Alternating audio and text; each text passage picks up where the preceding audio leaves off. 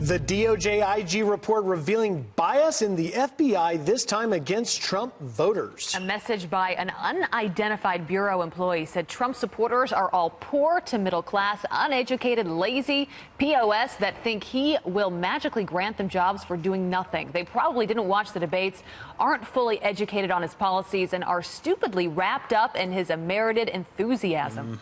Well, joining us now to react is former CEO of Godfather's Pizza and 2012 Republican presidential candidate Herman Cain. Mr. Cain, thanks for being here this morning. So, how do you react to the revelation that top-level FBI agents classified not just the president but his supporters that way? How could they have been fair in the process?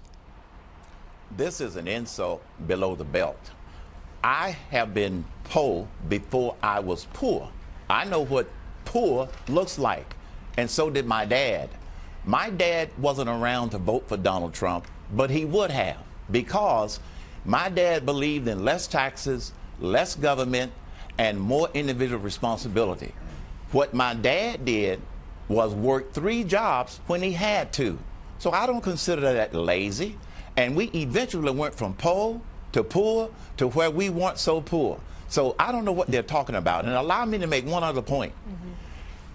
I'm sure that most of the people in the FBI are good, dedicated professionals. You're going to have a few bad apples, like the ones who make these kind of statements. I believe someone with this insulting attitude sees the world only through the narrow lens of what they capture in liberal New York, liberal D.C., and liberal Hollywood. It doesn't represent the lens of the media for regular people. So I think that they are living in a bubble that they need to get out of. Herman, there were 5 agents that out of the IG report that were referred for administrative action, but there is clearly a culture of pervasive bias existing at the headquarters. I ask you this question: do you draw now into question the bias in the Mueller investigation? Absolutely. Rudy Giuliani said it best. The basis for getting the authority, the FISA order, in order to start that was flawed in itself. So if the basis is flawed and biased, they really shouldn't have been able to get it. So yes, it does bring into question the validity of this witch hunt called the Mueller investigation. You know, going back to that text exchange, calling Trump supporters stupid and lazy, it reminds me of Hillary Clinton on the campaign trail referring to some of the supporters as a basket of deplorables. We all remember that moment. What message do you have for people to better understand maybe the Trump supporters? You're one yourself. Many of them you're friends with. Who are these people? Help better describe who they are. Deplorables unite. That's my message to them.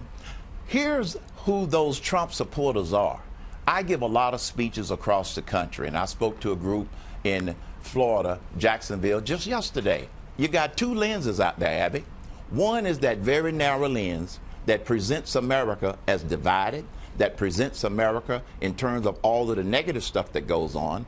And then you have that wide lens of the American people who see America through their daily lives. Those are the people that elected Donald Trump, and those are the people that are going to continue to support him and support some of the Republicans, most of them, in November. That's the America that most of us see. All right, it's an important perspective. Good to have you on Thank this you, morning. sir. Appreciate it. Thank you.